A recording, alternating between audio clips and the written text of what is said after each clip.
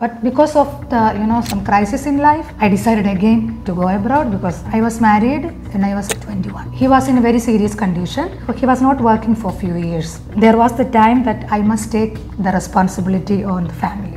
I am taking care of army wounded man. So many operations, because he get injured in head. When you think about the children, you will sacrifice everything. Since you've been here for 15 years, I can't imagine staying away from family for so long. It's not easy at all. But when you choose to sacrifice our life for the family. And if they are comfortable talking on camera someday, and if I meet them in person, I would like to talk about their journey as kids growing up without their mom physically being there.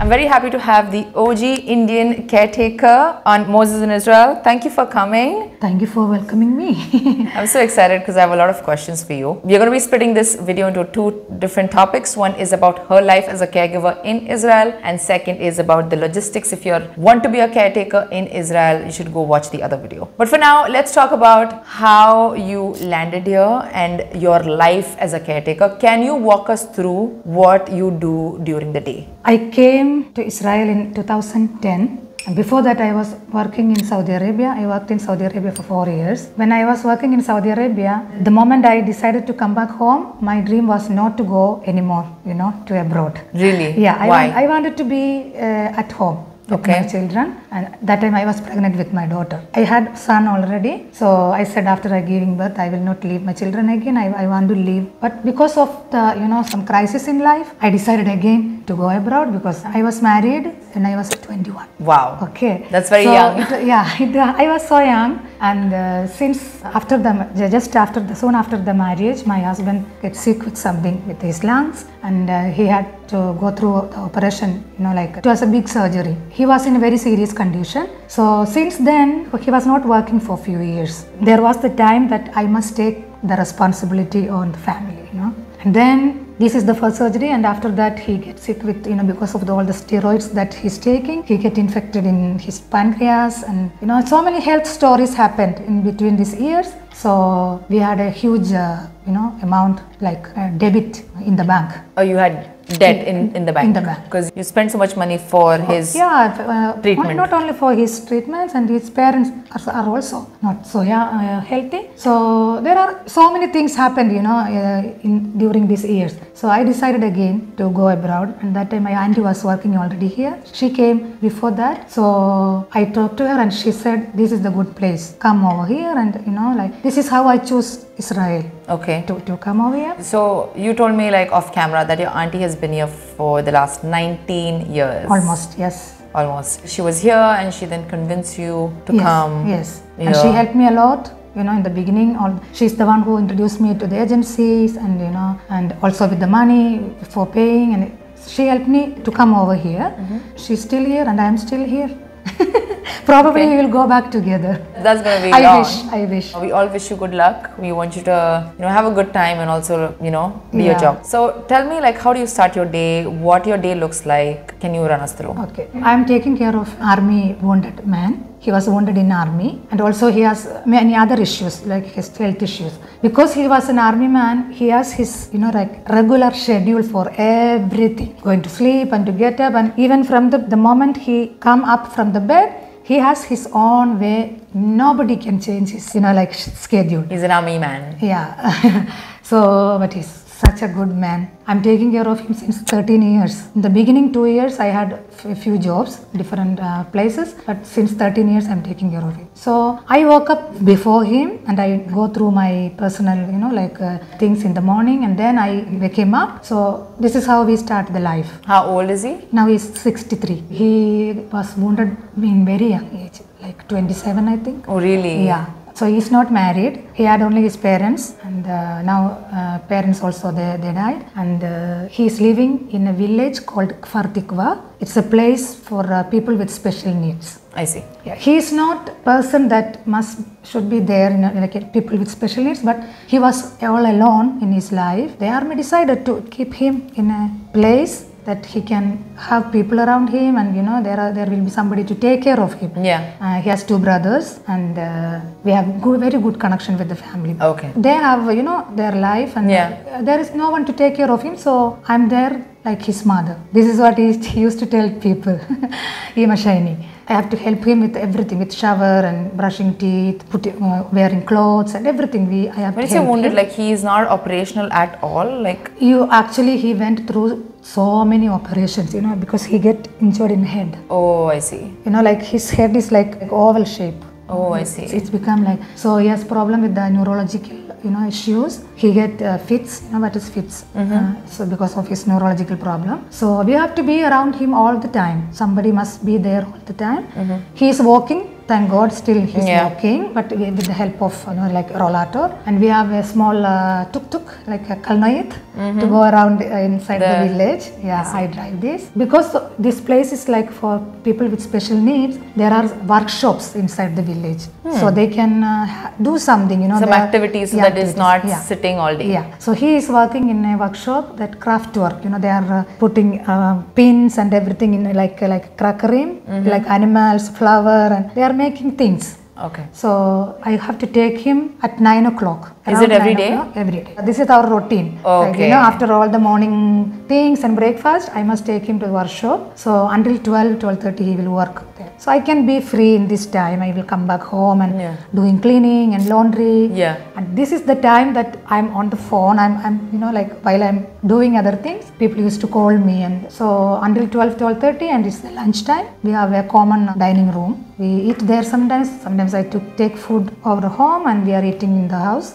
And in the afternoon, they have some activities like music, drama and some stage program. Every time there is something that you will not be bored in our village.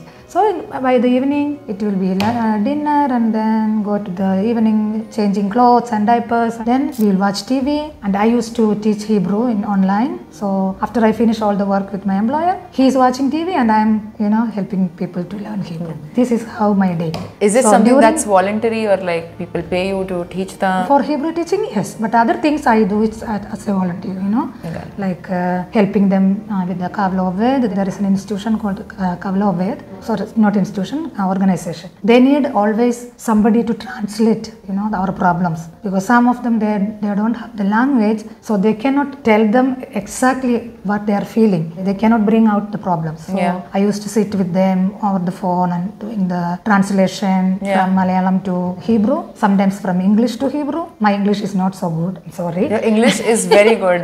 I really forget my English because I'm not practicing my English now. Because you are speaking Hebrew more. Because in the village, there are no many foreign workers. Most of them, they are Israelis. I see. We are only 2 Indians and 2 Philippines working over there. The other workers are from Israel, so every day I practice my Hebrew more than English. So that's why I forgot my English. Okay. So this is how my life, my day, every day. But during the daytime, I call home. I was going to ask, now since you've been here for 15 years, I can't imagine staying away from family for so long. I mean, yes, like for education, yes, maybe for work, eventually, especially if you're married and if you're not living with your family, especially your husband and your kids, how you're managing? Like, what do you go through? Like, I can't fathom those feelings. I'm trying to ask you. It's not easy at all. But when you choose to sacrifice our life for the family, you become more, strong to handle our personal emotions, But it doesn't say that you don't miss your family or you don't need your family. Of course, you need our family, but not physically. Only by, like being with them, like by talking on the phone and you sharing speak to them everything. Every day? Yes, every day, every time. Whenever I get free, or children or the other people. My phone is like, it's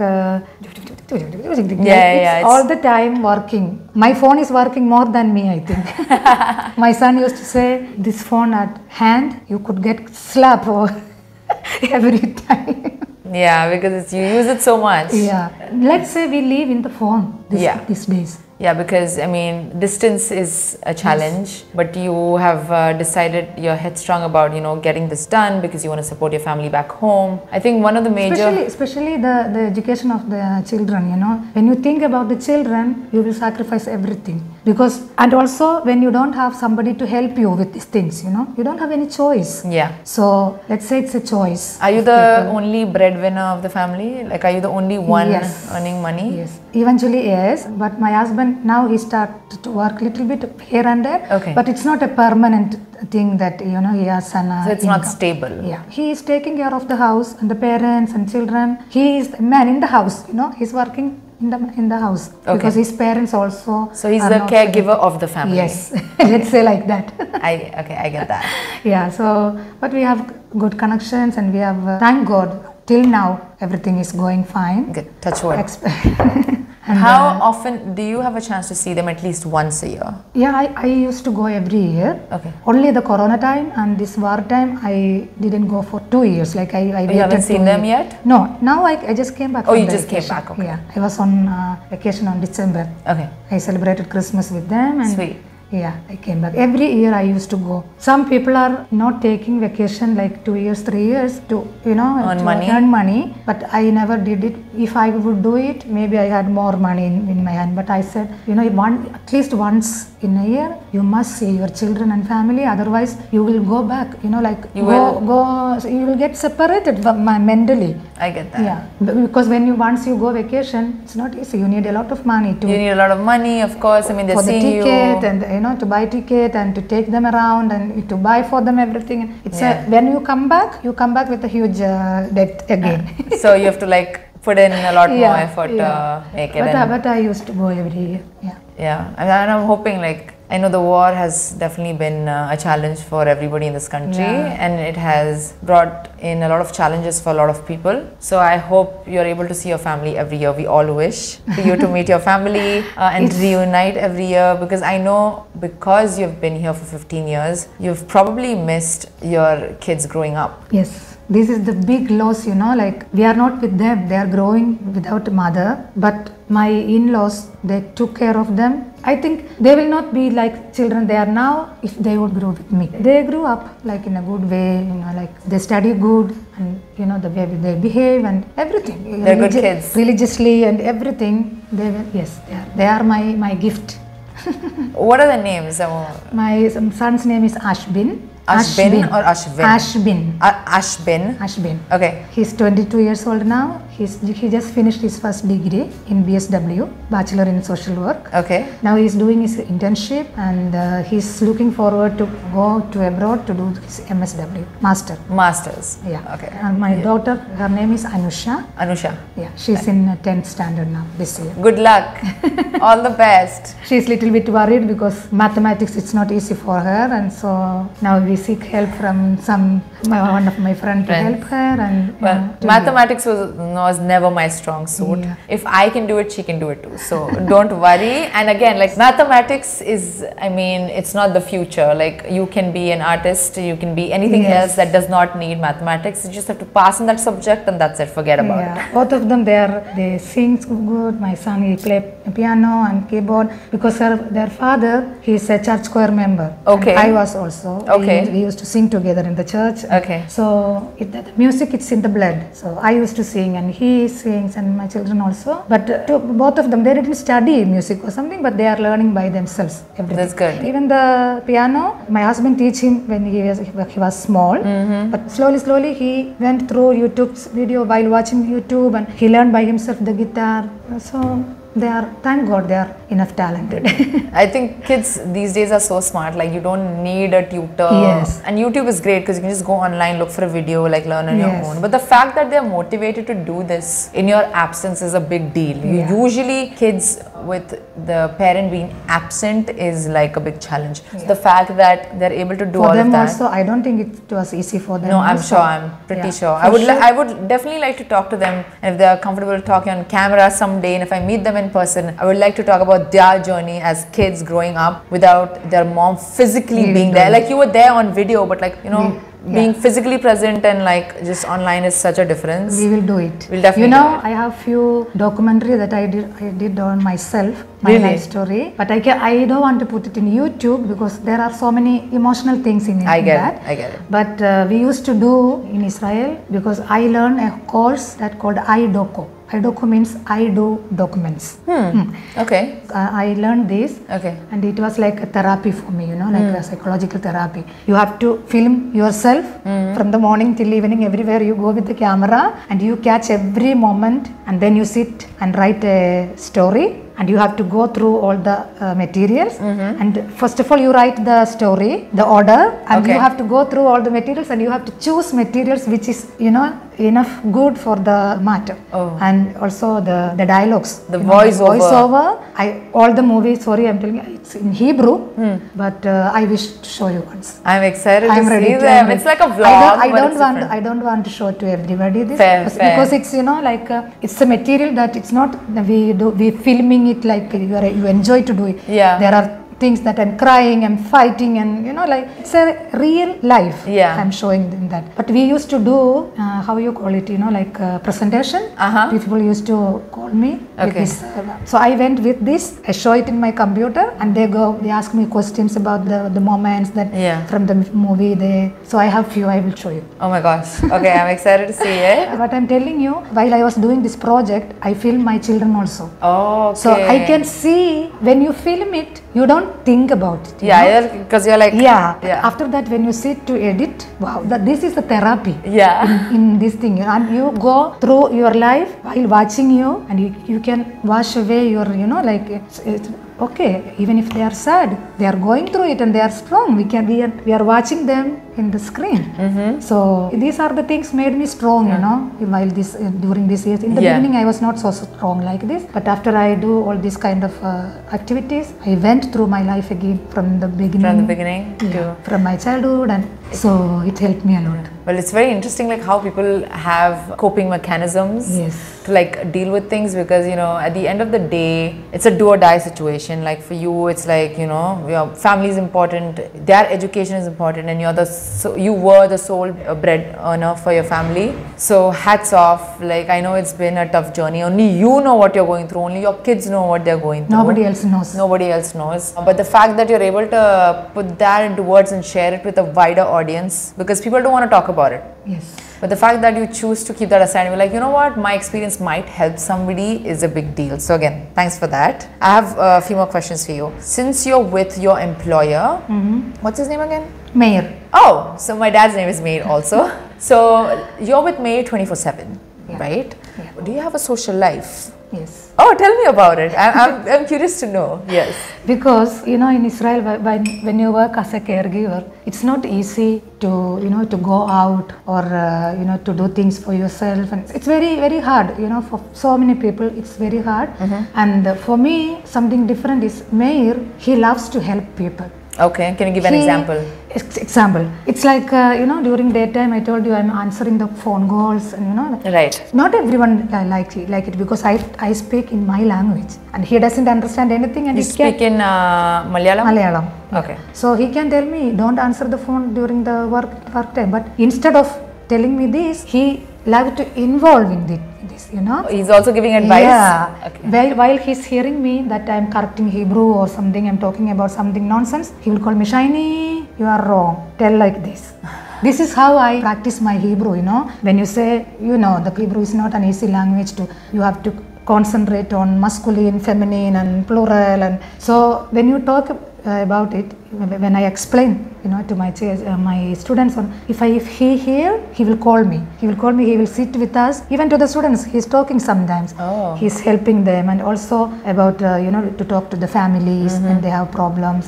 Sometimes I used to speak with the family, so he can hear because I'm talking in Hebrew. Right. So when I close the phone, he will tell me, wow, such a sad thing. How can we help her? How can we help him? He's so helpful, man. This is how I am free to do this social work.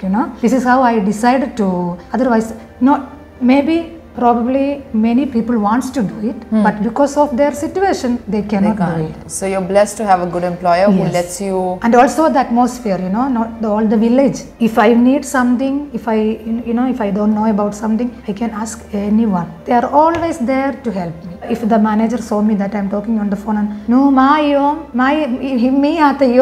me baya. Oh yeah, the manager is gonna like ask you like who are you speaking to? What's the problem? And she will ask, how can I help? So this is how I manage, like people around me also, they help me to do it. It's a teamwork, let's say. I agree. Yeah. So this is how I get connection with the Kavla Oved. Sometimes, it's me that I went to them, to seeking help for people. I used to call them and talking to them and letting know them our problems and legal issues, and then they ask me, you can help us with the translation and everything, because it will be like only volunteering thing. We cannot pay you. I said, I'm not looking at the payment.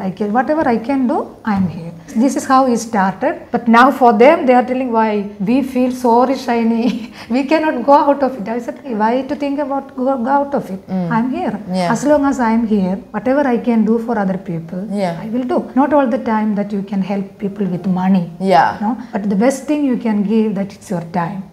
My free time, I can watch TV, I can watch movie, I can do whatever I want, but I sacrifice my time, little bit time for them. It doesn't say that I don't do nothing for me, but I do things for me, but at the same time, I would love to help people. So this is my social life, and I have a channel, YouTube channel. Subscribe, I'm going to add it to the description box. It's but mostly in Malayalam, right? Yeah. Okay. I speak in Malayalam. Okay. My videos are in Malayalam. Sometimes the live that I go with the Kavla Oved, it is in English. I see. Because they don't speak Malayalam. I get that. So most of my subjects are information, like for the caregivers. Time to time there will be law change, So I used to sit and read all the new rules and the circulars in website of Population and Immigration Authority. Most of the time it's in Hebrew. So we have to read, we have to go through it, nicely. Then only you will be able to explain. So for this, Mayor helped me a lot. It takes time until he read everything, but we do it together. Oh, okay. Yeah. Okay. So because to read a big letter, I need maybe 2 days. It's in that small letter. So I can write fast, but to read take time. I think like your strongest is speaking, conversation, then second is writing, and third is reading. Yes. Okay. I did Ulpan. This is how I learned the letters, but it's not enough, It's not enough. It's not our language. You cannot say that you 100% you learn a language. You can never. Never ever. I get that. So this is about my social life. Okay. What do you practice religiously? Religiously, I'm Christian. Okay. We used to have mass in the church once a month. So like place like Tel Aviv, they have every week. Right. They have every week in different language. Okay. Not only in Malayalam. Okay. Also in Kongani, like other Karnataka state language. There is masses in Andhra language, and Kongani and Hindi, and many languages. The masses are going on. So we have communities, different communities, Kerala communities and Kongani communities. So I went to, just sorry to interrupt, but I think the Christmas before the last Christmas, I was invited. No, it was this Christmas. Sorry, time is just flying so fast. I can't keep track. But I went to a Gujarati Christian community mass on Christmas, and I was like, what? That's amazing. I had no idea there was like so many people from the Gujarati community. I was like, wow, that's insane. So, I mean, there's so much diversity. So, okay. So we have gatherings, like worships. I used to go once a month in Nazareth. Okay. We have a community in Nazareth, small community. So we have mass, and we are celebrating the Christmas and other festivals. We do it together, and we time to time we arrange trip to visit the holy churches in Israel. Okay. So we go together like a big bus, so many people together, and there also we worship freely. This freedom, it's amazing in Israel. Nobody will believe. In India, especially people believes that in Israel we don't have freedom for worships, but it's totally nonsense. We have full freedom, to pray, and even we go in Jerusalem, where Jesus, we believe that where Jesus taught the disciples to pray, how to pray. Last time the trip when I arranged, we went there and we sing in Hebrew, the Lord's Prayer, So this freedom, I don't know why people are telling in India like that, like we have freedom. So we feel like, like we live in our country. It's a great thing. I'm very happy because, you know, for somebody who's not from here, also like I'm born and raised in India, so it took me so much time to really get used to the lifestyle here. But I think once you get, this is a very misunderstood country in general, everywhere. Yes. And of course, people are spreading misinformation. So once, I think for somebody who wants to experience, should come and live in this country, or at least like come on a trip and like experience for themselves the food, the culture. Like, you know, if you're Jewish, go to the synagogue. If you're Christian, go to the church. Whatever you believe in, I think it's to be able to experience this firsthand. Yes. So thank you for breaking that myth or the misinformation. Because we watch channels from India, and you know how they give, you know, like clarification when something happens. Yeah. Sometimes I go crazy, you know. And the caregivers community, we used to, you know, fight in the comments. We used to go there, and so many times it's happened. And sometimes I was up once. Now I'm not doing it. I was giving report from here, you know, to the channels, but never ever, whatever we are telling, it's not that they want. So I stopped doing it. Now I am not doing it, and I do it only in my channel. Whatever I want to give to the people, you know. So, but there are two people still I am doing it with it. One is Arif Hussain, and one is Arif. Oh my gosh. I saw that video. I was with him in his live like 2 weeks ago. That's awesome. We talk about the fire happened in Jerusalem. So he invited me to talk about it because they said the Allah sent the fire. So we talk about the thing, and so everybody believes, you know, in that's their own beliefs, and give freedom to them. And you know why we have to mislead people. Yeah, that's well, I mean, that's something that we can't control, but what we can do is to be able to have these talks. And you know, so this is about the religious part. I used to light candles on Shabbat, because lighting candle, it's not only for Shabbat or for Jewish, or lighting candle is like we are bringing light to our life, right? So I used to candle light together with Meir, and we used to sing together. Sweet. So that's awesome. All right. We're towards the end of this video. Is there a special message you would like to give to our audience who are watching you? Whatever we talk about, we talk here. I'm so happy to share my feelings and my experiences in Israel. Thanks for the valuable time. I was very excited to meet Revital, and I want to say one thing. She is not the same like you see her in the camera. She's so beautiful. She's different. The original Revital, you can see her only like, you know, like stop, you're gonna make face me to cry. face. She's so beautiful. I don't know why your face is not the same like this. I have no idea. A lot of people have said that I look very different on picture, on video, and then in person. I can't control that. So you'll have to come see me in person. So thank you so much for the audience, for the valuable time, and keep supporting us, and what to say, good luck to you. To you. Thank you so much. We're very excited. Thank you so much. I'm like Mamash, like I really appreciate she's come all the way. She had some work as well, but we managed to find time to film this video. We had some technical issues, but we made it happen, because no matter what, a technical glitch shouldn't stop us from making videos. When Revital invited me for this conversation, she asked me, I don't know where to start and what to ask and what. I told her, we just need to start talk, and then it will come the topic, and exactly this is what happened here. I think she prepared so many questions, and the book is really far away from us.